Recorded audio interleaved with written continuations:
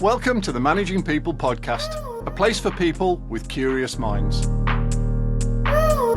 Hello, I'm Pete Fullard, and I have a real interest in people and in particular what makes a great people manager. And that's what this podcast is all about, listening to people that have been there and done it, tell their stories and share their experiences. You can find a whole load of insights and resources on the People Management Hub, and the link is in the episode notes. And if you need to upskill and measure managers, then check out the Managing People page at upskillpeople.com. My guest this time has written over 20 books. And during his career, he's helped an awful lot of organisations to success through creative and lateral thinking, helping managers and teams come up with brilliant ideas that have gone on to great success. We'll find out about his career and where he gets all of his ideas from. So, Paul Sloane, welcome to the Managing People podcast. Hello, Pete. Great to be here. Now, Paul, before we start, I'd like to take one of the ideas that you use in your books and give the watchers and the listeners a little puzzle to try and figure out, and we'll put the answer in at the end. These were taken from the last book I read of yours. The first one is the marketing department of a major organisation printed 2 million flyers, and there was a mistake. There was a digit wrong in the phone number. That meant that everybody that received those flyers was going to get a deadline when they called. So what did they do? The second one is 2 men were lost in the desert. The first started walking due east and the second started walking due west. They met 2 hours later. How did that happen? Paul, let's start right at the beginning. Where do you think your career really began then? Well, I went to a direct grant boys' grammar school, Catholic boys' grammar school in Blackpool. And they beat you there. I mean, it was, but it didn't seem to do me any harm because I got into Cambridge and I studied engineering at Cambridge. And my very first week as a northern boy in Cambridge, I went to a dance at the Liberal Club and I met a girl from Manchester called Anne Rowlands, and we dated. And this year we celebrated our 51st wedding anniversary, and we've got 3 daughters and 7 grandchildren. So my greatest achievement probably was meeting that girl and marrying her. But anyway, I graduated from Cambridge. I got first in engineering. I worked for the Ministry of Defence. Then I joined IBM. And I worked for IBM as an engineer in Havant at the manufacturing plant. And it dawned on me that IBM wasn't really about manufacturing. That was a backwater in IBM. It was all about sales and marketing. So I transferred into sales and moved from Havant in Hampshire up to Manchester. I went through IBM sales training, which was very rigorous. It was a year's training before they'd let you out, with a lot of psychology and a lot of practice calls and technical learning about business as well as learning about computers. And that was very good. I came top of sales school. It was competitive. And then I was in sales for 5 years with IBM and made 5 consecutive 100% clubs as a salesman. And then I transferred into the PC division, which was just starting. I was selling System 34s, System 38s for the general business group to new business, new customers by and large, to new business sales. I found that very, very invigorating. Selling suited me. I'm an extrovert and I like to be in charge of my own life. And as a salesperson, your destiny, your future, your success is in your own hands very much. And if you're prepared to work, you can do well. And you can always try different things. And the sales that I lost really hurt.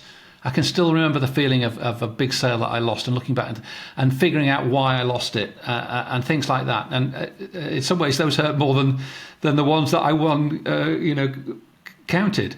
But I transferred into the IBM PC group and I was appointed a manager and I went through IBM management training, which was very good. They had very professional training.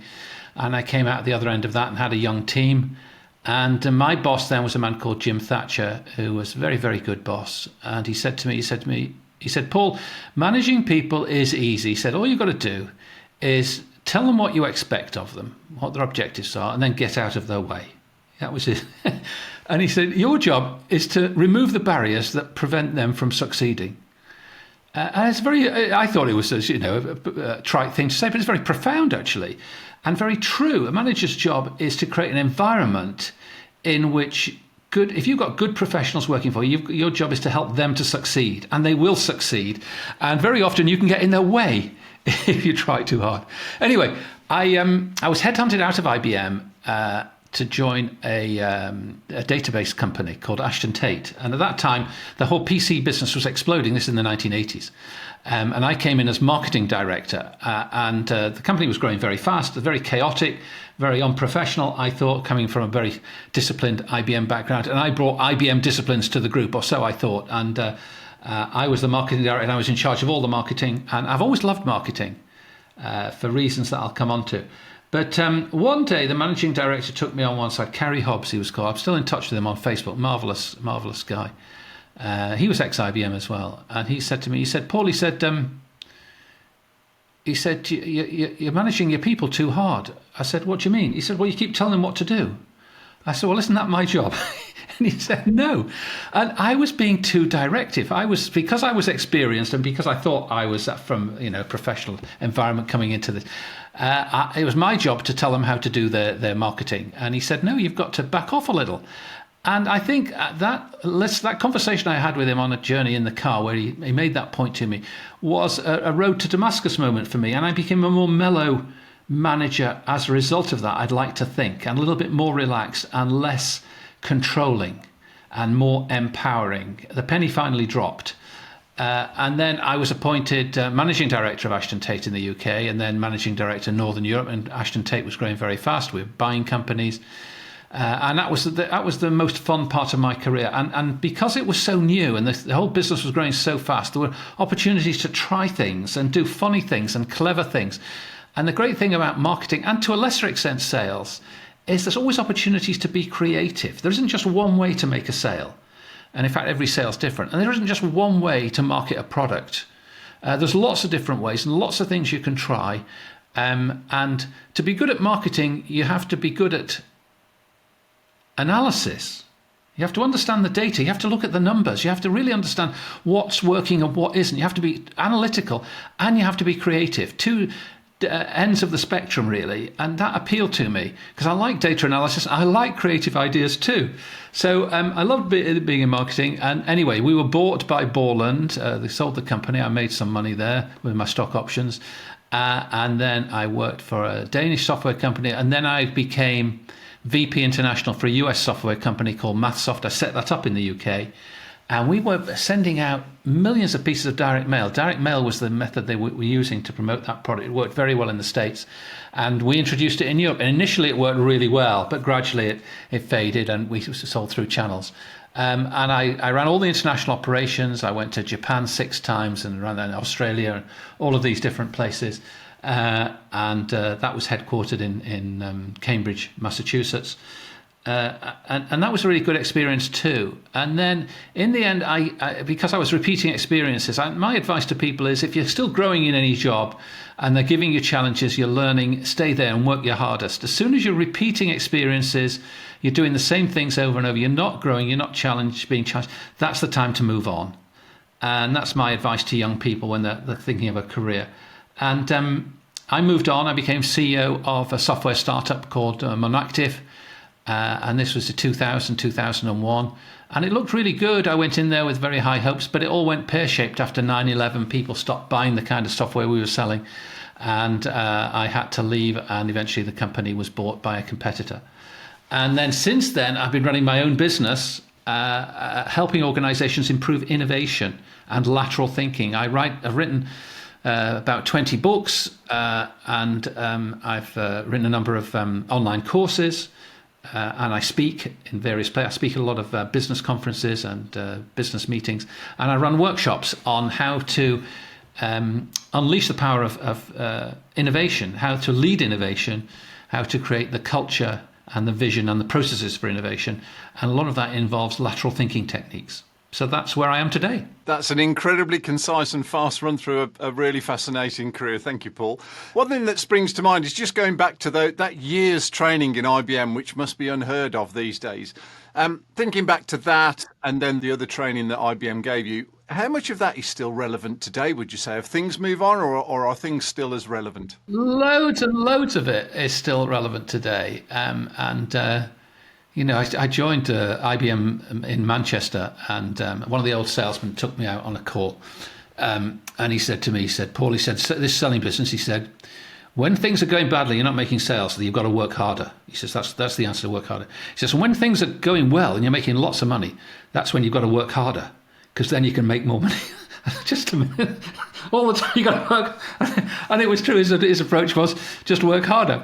And then another time I screwed up in a sale, and the customer said to me, he said, Paul, when you get things wrong and you're in the wrong, admit it and say you're sorry. Take the blame and don't make excuses. And he was absolutely right. And some of these basic psychology things about business and how things operate in business and why people do things are still relevant today. Absolutely. And so a lot of that about managing people, they talk about the millennials and Gen Z and all these people being different, but they're not that different. People still make love in the same way. They go to the toilet the same way. They operate at work in broadly similar ways. They still want meaning. They still want to challenge. Good people want freedom to try things, I believe. And if you've got good people working for you, the key is to empower them, to set them free, to give them the freedom to succeed. And that means you have to give them the freedom to fail. And a lot of managers are uncomfortable with that. They don't want failure in their department of any kind. In today's environment where things are changing so fast, you've got to fly slightly out of control. You've got to have people who are, in most businesses, are trying things and learning from them very fast. Fail fast, learn fast is the modern approach. Absolutely. So career in software, very fast moving. How have styles of management changed in those years that you've been working in that area? Well, I think we've moved from command and control to a much more empowering style of management. Then we talk about servant leadership, and we talk about these sorts of things. But the boss is still the boss, and the boss still has to make decisions and tough decisions. The single most important decision you make is who you hire into your team and who you hire into your business. That's the future of your business, is represented by the people that you hire. And a lot of managers take hiring too lightly, and they don't do the research, and they get fooled by people. I've been fooled by people, not often. Brian Tracy, who's a great leadership speaker, I saw him speak once, and he had a sort of rule of three. He said you should interview your final candidates. You could bring them down to three. You should interview them in 3 different places and have at least 3 different people interview them. So you should meet them at least 3 times for final interview and get at least 2 other people to vet them as well. And then there's less chance of them fooling you. Because we can all be fooled by someone who's got a clean smile and a firm handshake and a nice manner and comes over like us, and they're professional, and they can talk about football and they can talk about business and they can talk about good. But when you delve down, underneath, they haven't got everything that you want. And if you make the wrong hire, it sets you back months and months. So it's worth taking the time and getting extra opinions. And even if you like the person, get them to come back in a different environment and get them to give a presentation. I find is a very good thing to see their communication style, what they're like on their feet, presenting some issue from their previous work, and just see what their style's like and whether they can explain things clearly. And then you can imagine, what's this guy going to be like in front of my customers? Can I trust him or her with my most valuable customer? And then you'll get a feeling for it. Sage advice in terms of trust, building up awareness and communication, absolute key skills. You can learn skills, but your personality is what you recruit on, definitely. I have to ask, Paul, you mentioned you've only been fooled once, twice. Would you care to elaborate on that for me? Yeah, a couple of guys. One guy was a very good salesman, but he was a lone wolf. He wasn't a team player. He operated on his own completely. And he had quite a good sales record, and he was good for a while. But in the end, it was a poisonous in the team, really. Another guy was just so plausible, so likable. I really liked the guy, sort of guy you could go out with and have a few drinks with, but he just didn't cut the mustard at all in terms of when bringing in the business. And sometimes that happens, and you have to. And the harsh thing is you have to let them go. And the big difference between the private sector and the public sector is that in the private sector you fire poor performers. You have to. It's not fair on the rest of the team. Whereas in the public sector they keep them on and they move them around or even promote them. And that is very bad. So if you've got good people, you should praise them, you should promote them, you should give them opportunity.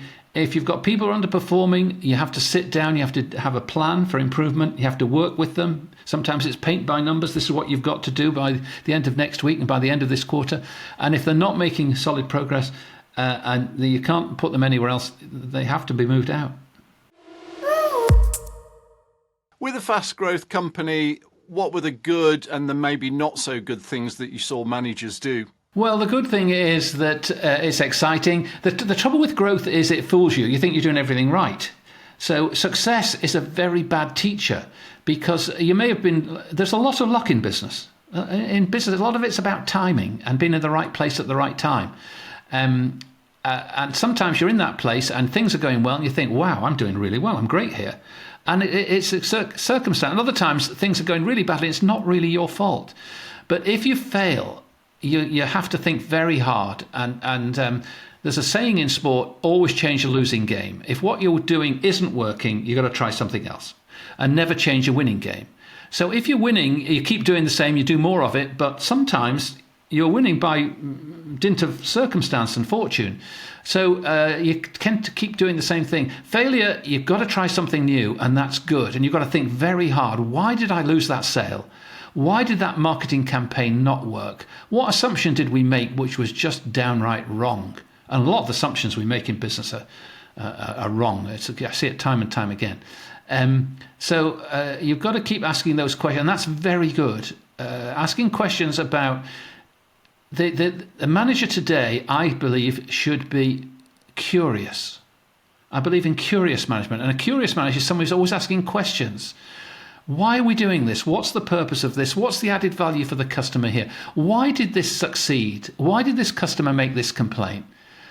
Is there a better way to do what we're doing? The answer to that question is always yes, by the way. You never find somebody else will find it before you do, but there is a better way to do whatever you're doing.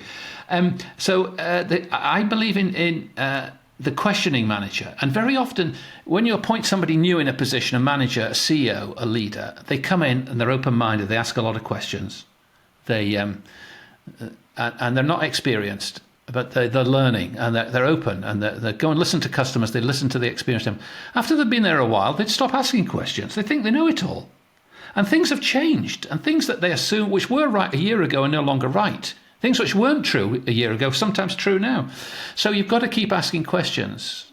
There was a survey done of CEOs to say, what is the optimum tenure of a CEO? How long should you keep a CEO in position?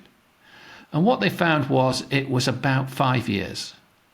And that after 5 years, their performance declined because they became too complacent and too sure of themselves. They come in, initially they're not so competent because they've got a lot to learn. Then they go up a learning curve and they reach a peak of performance, after 18 months or whatever, and they keep at that for a while. But then they decline. And typically, you should change your CEO after something like 5 years. And you mentioned that managers often make the wrong assumption. What's the skill they need to avoid that, would you say? Well, this is one of the things I teach on my lateral thinking workshops. You need to challenge every assumption in your business. And this is why consultants come in and they ask stupid questions, which are questions that the manager should. Why are we doing this? What's the purpose of this? Is there a better way to do what we're doing? And you should challenge every assumption in the business because sometimes all of those are wrong. And the example I give on my talks is, imagine you were at a management meeting in Encyclopedia Britannica in 1990. And you're saying, well, just a minute, let's look at the assumptions we're making in this business. We assume that people want to pay a lot of money for a very well-researched encyclopedia and that we have to employ a lot of experts to do the research and professional editors that we pay to edit everything, check everything, high quality, we update it, we print it, and we publish it every year. But what if all of those assumptions are wrong? What if you could do the same job with just volunteers, you didn't have paid staff, You didn't have salespeople. You didn't have the printed version. You just put it on the internet. And how about that? And I'll bet if you'd made that suggestion, that would have been the last thing you'd have done in Encyclopedia Britannica. You'd have been shown the door for being such a heretic. And yet, that's what Wikipedia was. And every single assumption on which Encyclopedia Britannica business was built proved to be outdated. I mean, if you're a taxi company, you assume they have to own taxis. Surely the basic thing you'd have to do if you're a taxi company is own some taxis. No. Uber doesn't own a single taxi. It's the biggest taxi company in the world. If you're in the hotel business, you've got to own hotels and hotel rooms. No.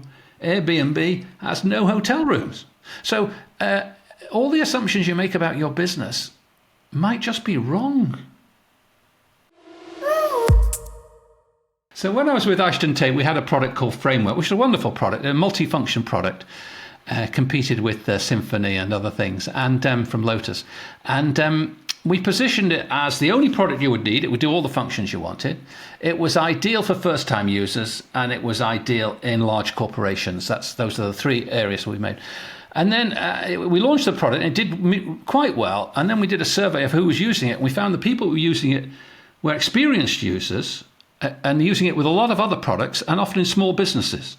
And it was on three counts we'd got it wrong. The assumptions we'd made in the marketing department about who the target market was. Products often find their own market, and really smart companies listen to their customers and observe their customers and learn from them, rather than assuming they understand who the customers are and how they're using the product. And very often customers use it in strange and different ways. All the assumptions you make about the product might be out of date. I think a lot of it seems to come back to asking questions. And I've just finished your book, The Leader's Guide to Lateral Thinking Skills. And the one takeaway I had was the question you posed that said, what would it be like if you were just starting in your current role without almost the baggage, really? And when you've got managers to ask a lot more questions of themselves and others and their team, the next skill that struck me was one, asking the right questions, because you can ask the wrong ones. Is that something that you find with managers when you're upskilling them and working with companies, that they're asking the wrong questions? Very often they're not asking enough questions. Children ask, if you've got little children, they typically ask 300 questions a day, a little child, when they're running around. And that's how they understand the world. And the day you joined the company you work for, whoever you are watching this podcast or listening to this, but you asked a lot of questions that first day. Why do we do this? What do these initials stand for? What's the purpose? Why do we need this report? Chances are you've stopped asking those questions. And curious managers are always asking questions. When somebody comes to you with a problem, the command and control leader will say, do this. Here's how you should do it. You do this, then because they know. But the innovative leader, the empowering leader says, well, what ideas have you got? And says, and let's explore. And why? What are we trying to achieve? What's the purpose here? What's the overall objective? What's the end result that you'd like to see? And by asking those questions and reframing they're encouraging the employee, the person, to think differently and to take responsibility. And they encourage them to explore possibilities. And very often somebody will, if they come up with a really good idea, and even if you're not quite sure of it, they will try and prove to you that it works. So they'll try harder with their idea than they will with your idea. So that's good. Another tip which I learned, which I would share, and this is very, very powerful if you're a manager, is to have one-on-ones with your people, everyone, and ask two questions. And the first question is, you sit down, you get a cup of coffee, and you say, all right, Joe, what am I good at as a manager? And there's always something you're good at, and they'll say, well, you're very clear, and you give clear objectives, and they say several things that you're good at. And then the follow-up question, which is really important, only works because you've asked the first question. Where could I be better? How could I improve? And very often they will, because they've been honest and told you something, praise you, they'll be honest and say, well, actually, boss, you're not very good at this. And sometimes you really, put people down in this way. You don't realize what you're doing, but you do this. And you're not allowed to disagree at this stage. The only thing you can say is, can you give me a for instance? You can say that, or tell me more, but you cannot disagree. And you say, thank you very much. And you make a note. Then you call in the next person. And you have the same conversation, 10 good questions. And at the end, after you've done it with all your people, you realise that how they see you. And they say you as good at this and not good at this. And that's the area you need to improve. And you've had a 360 in a sense for free. And those two questions are very, very powerful. And you've got to have a level of trust with your employees. And some employees are frightened of their managers and they won't tell them what's wrong. But if you ask that question first, what am I good at? That somehow breaks the ice and it enables them, empowers them then when you say, where could I improve? To tell you. And that's the really valuable thing you need to know. You need to know what your blind spot is. And we've all got blind spots. Even me, I'm not perfect. I mean, it's hard to believe, but it's true. You know, I'm terrible at attention to detail. I know that, but I'm good at the big picture stuff and communication and these things. But I know some of my weaknesses. But after you've worked with a team, they know, and once they tell you that, it's up to you then to change. And there's a real thread here because, as you said at the beginning, you have to spend time recruiting the right people. If you get that right, as you said, then you can get out of the way and let them perform. And then you build trust and empathy so they'll be honest with you and you help each other to perform. Your books are rammed full of practical guides. There's not just theory, it's this is how you can do this stuff. And I continually find myself thinking, I used to do that. Why have I stopped doing that? We're all very busy and people seem to feel guilty that they've spent thinking and creative time. How have you seen organisations and teams really counter that and so that everybody appreciates the value of being creative? Because if you carry on focusing on doing things quicker and cheaper, you're eventually going to run out of steam because you've got to be creative to be different and better. And this is very much the core of what I teach on my workshops. And what I say is, what's impeded? If I have a group of managers, I ask them, what's impeding innovation in your business today? We discuss what innovation is, first of all. And then we talk about what innovation means in terms of new products or services. And then I say, what's impeding new products being implemented, new ideas being implemented in your business today? And they'll come up with the same answers, and everyone does. They always say, we're too busy, and we don't know how, and we're risk averse, and things like that. It's a whole litany. But I say to them, well, I think one of the things that may be impeding innovation in your business right now is you. And I say, and I'll give you 5 reasons for that. I say, first of all, you're busy. So when somebody comes to you with a wacky idea, we say, we're too busy to try that. I mean, let's focus on the day job here. Secondly, you're smart. So you can immediately see what's wrong with the idea. And any new idea any really good new idea initially appears absurd. That's what they say, and it's true. The idea for Wikipedia would have looked ridiculous, and the idea for Uber would have looked ridiculous, and the idea for Airbnb would have looked ridiculous at first sight. So, first you're busy. Secondly, you're smart. Third, you're trained to husband resources. And Jane wants to spend £2,000 developing a prototype so you say no. And then you're focused, and you're focused on this quarter's objectives. This innovative idea isn't going to pay back for at least 9-12 months. So let's focus on this quarter's numbers. Fifthly, you're decisive. And the easiest decision to make is to say no. And so you have to say a lot of no's if you're a decisive manager.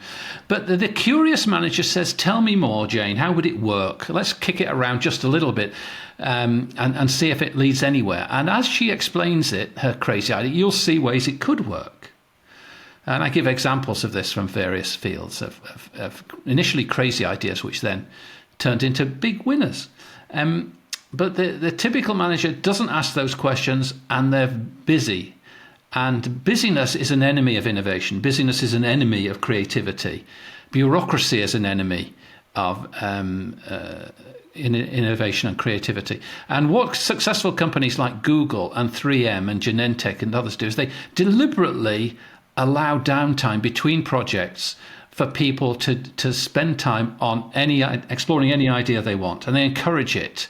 And in Google, it was 20% of the employees' time over the course of the year they could spend on any project that interested them. And they got Gmail from it. They got Google Earth from it. They got all sorts of things from giving people the freedom to tinker and to explore and to try things. There's a very good book I would recommend called The Lean Startup by Eric Ries. And if you're an entrepreneur this is the book. It's one of the top business bestsellers. And in it, he introduces the concept of the minimum viable product.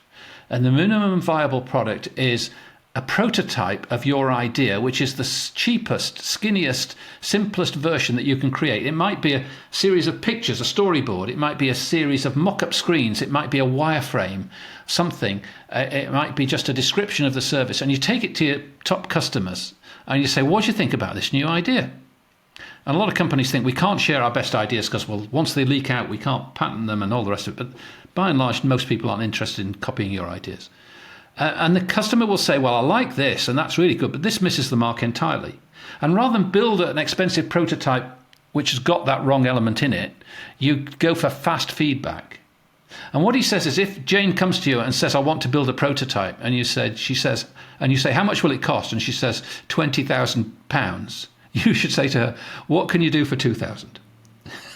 And she has to go away and she has to build something, to 200 or whatever, and then take that to the customer, because there is a cheap version of the idea which you can explain to the customer and get their feedback.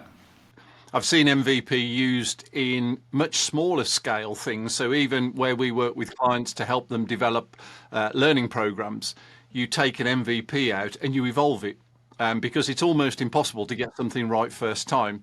And you also touched on something else there, which I know you cover in your books, and that's that if you spend all your time copying other people's ideas, all you can do is a cheaper or shorter version. You have to think about what the customer's telling you. And it all rolls into that same approach to getting the best product and failing fast, but then learning and tweaking it. And do you see that's increased in your time in business and commerce, or do you think we're getting worse at that type of approach? A bit of both, I'd say. I think we need to keep innovating. The big companies, people like Procter & Gamble and Unilever and Johnson & Johnson, they're very good at it. And they're into open innovation. They encourage, they're in a marketplace of ideas. They're looking for new products. But it's tough in the fast-moving consumer goods business. And they're always trying new things. And that's the basis of their success. I think in the NHS and in the public sector, in the civil service, we're not trying enough new things. And people are terrified of failure and experimentation and somebody pointing a finger and say, look, you wasted all that money on that trial that didn't work. But that's the nature of business. You have to waste money on trials that don't work in order to find the ones that do. But the key thing is to share the learnings. If an NHS trust tries something and it doesn't work, they should share that with the other NHS trusts and say, we tried this new process, which we thought would be really good, using drones to deliver, or whatever it is, and it just didn't work for these reasons. And then it's a learning. And somebody can say, well, we could overcome that objection by doing this. And then you can make progress. But instead they clam up and they keep quiet and they say, well, we'll keep quiet about that because people will be accusing us of wasting money on experiments that don't work. And on to your creativity. Writing one book is one thing, I know from personal experience. You've done 20. Where do you get the spark and the creativity to think of the next title? How does it work with you? How do you go about it? Well, I'm always on the lookout for the next title. But when somebody said to me, how do you write a book? And I say, don't write a book. If you want to write a book, what I did with my latest book is I didn't write a book. I wrote a series of blogs. I've written about 600 blogs on my website and I circulate them around. It's very hard to sit down and write 60,000 words in a book. Very hard. And very hard to maintain the motivation.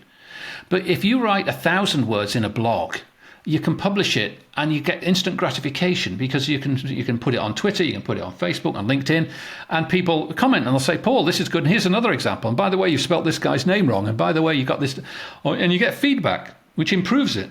And this book here, Lateral Thinking for Every Day, my new book, which came out this year, it is based on a series of blogs and all my best blogs on lateral thinking and examples of it and methods and tips.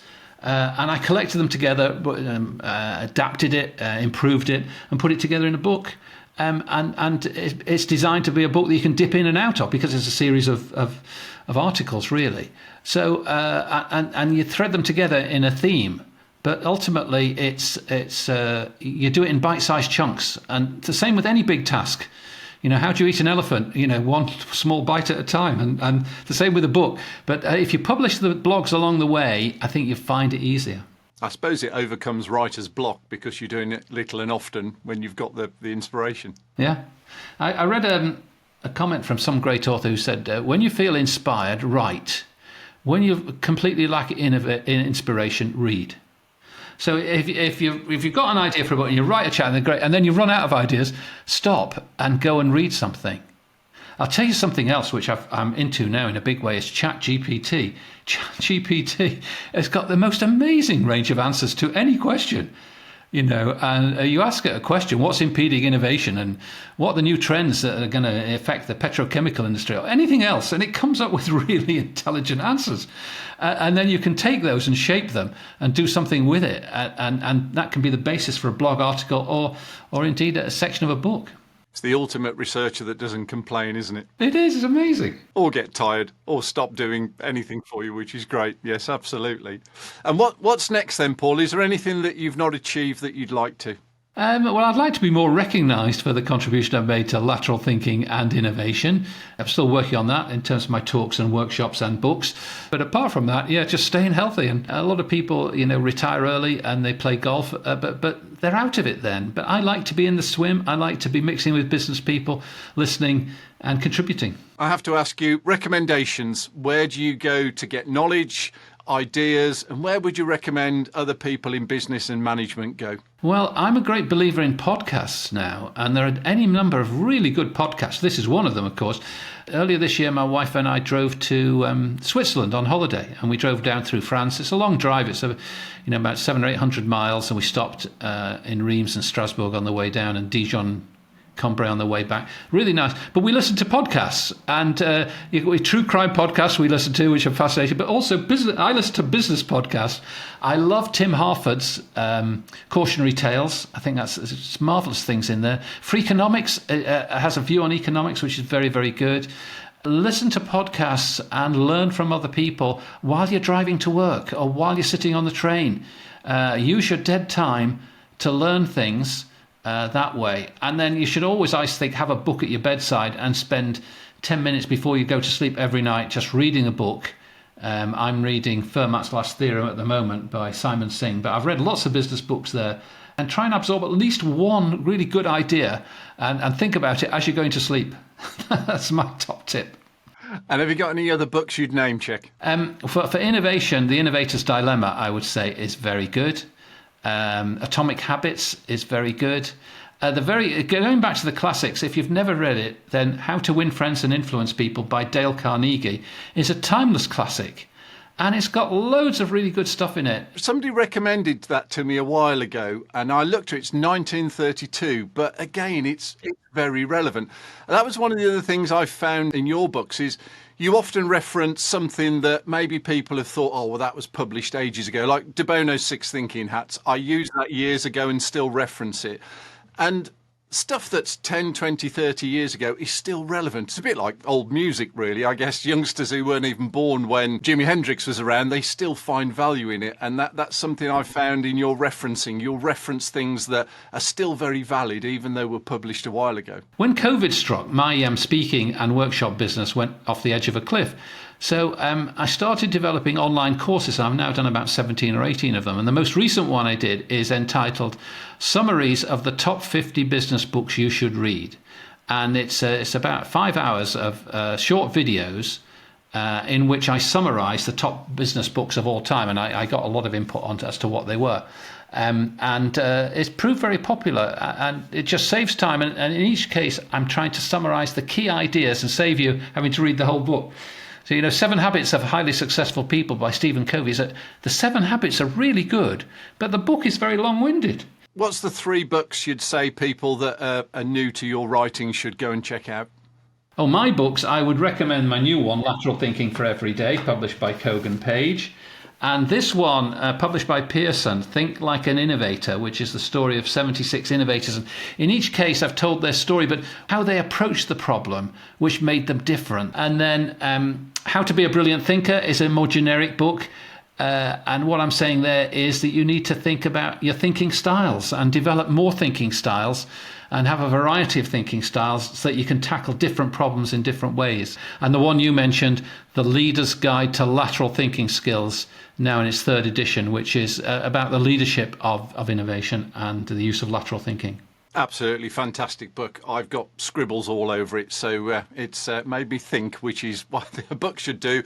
But more importantly, it's made me change behaviour. And I think any bit of knowledge, if you don't use it and change what you're doing, it's not of value. But yes, there's lots in there. So thank you, Paul. That's brilliant. And thank you very much for being on the podcast. Can I give you one final piece of advice for your viewers and listeners?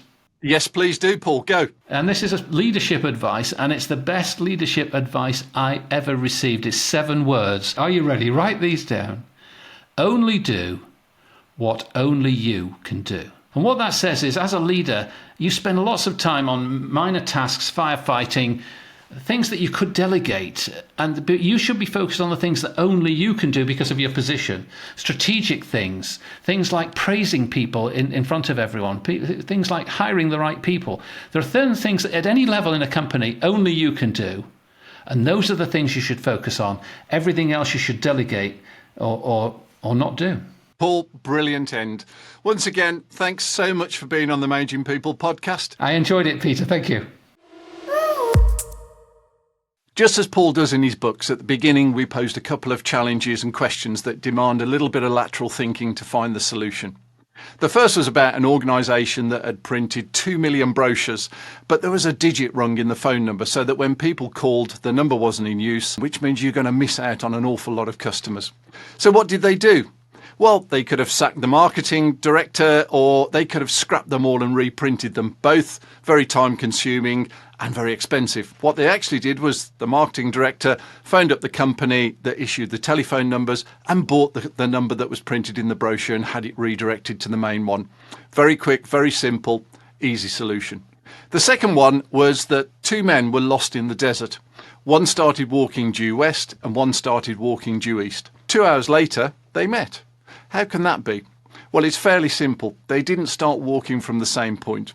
One was due west, one was due east. They walked and met in the middle.